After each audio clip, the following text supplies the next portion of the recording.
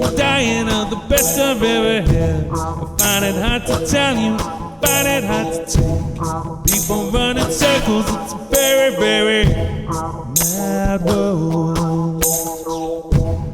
Mad world.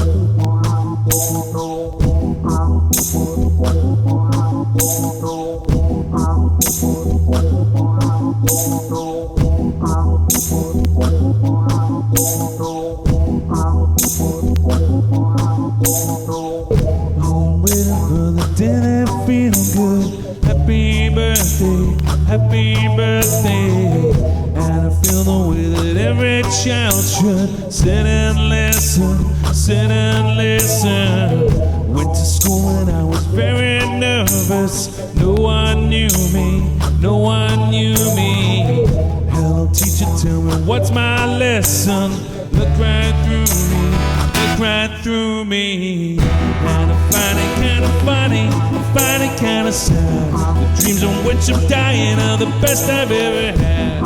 Find it hard to tell you, find it hard to take. When people run in circles, it's a very, very mad world.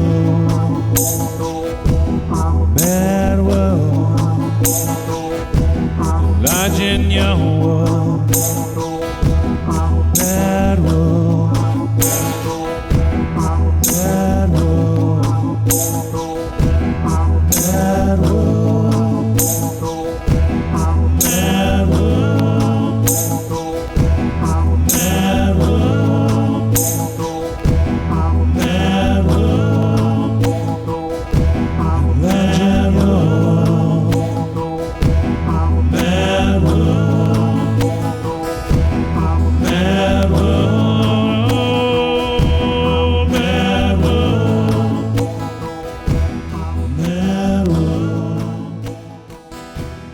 Large in your world,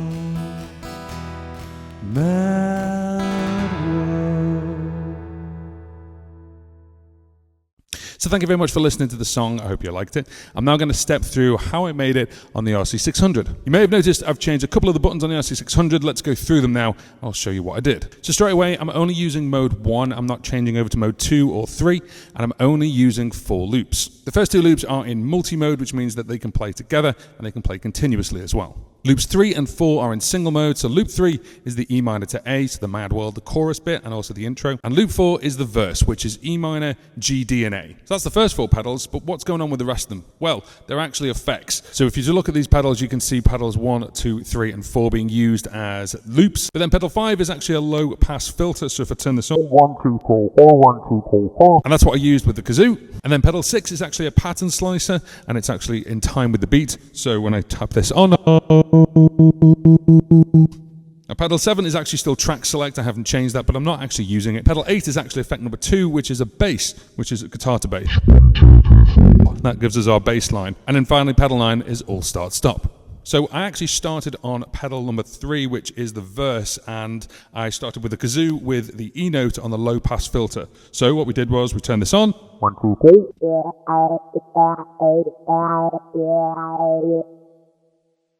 And that's the loop, and I did that a couple of times. Then I went over to pedal number 4, and because pedal 3 and 4 are in single mode, then as soon as I hit 4, 3 turns off.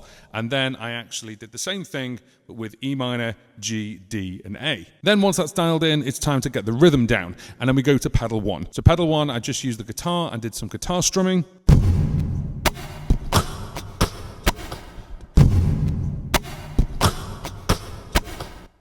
Now you may notice as well that there's a really big reverb, and that's actually effect number 4. And effect number 4 is always on. I haven't got a pedal for it. I'm leaving it on for the whole time. I've turned it off now.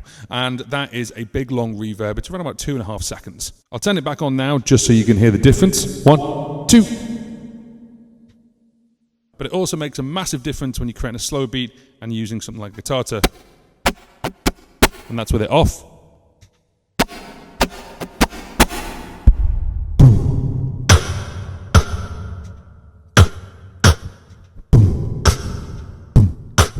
So we're back on mode number 1. Being able to customize the pedals is really useful because I can just have the effects that I need here, and I only need 4 loops for this song. So therefore, what I've done is, this was the first one. 1, 2, 3, 4. And then we turn that off, and then we go over to the bass, which is directly above it on pedal number 8. So there's quite a lot on this verse now, but if you remember,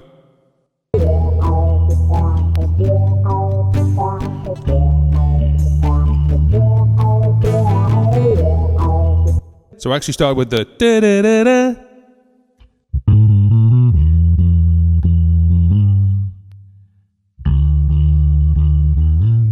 And because it's already an established loop, it means I can overdub at any time. So I came in before the beginning of the bar with the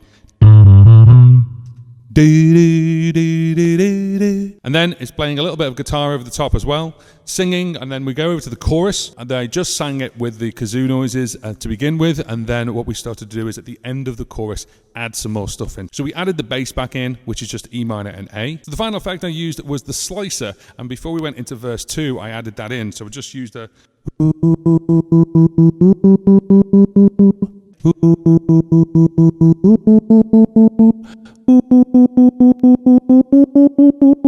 so everything on the looper is set, and then all we need to do is play verse 2, and then at the very end of verse 2 I use the all start stop just to give it a break, and when you hit start stop and then hit start stop again, and if there's anything in single mode, it'll play the first one that's in single mode, which of course is our chorus, which is really useful. So at the end of the verse we stop it, and then when you hit it again it plays the chorus. Let me just show you that quickly.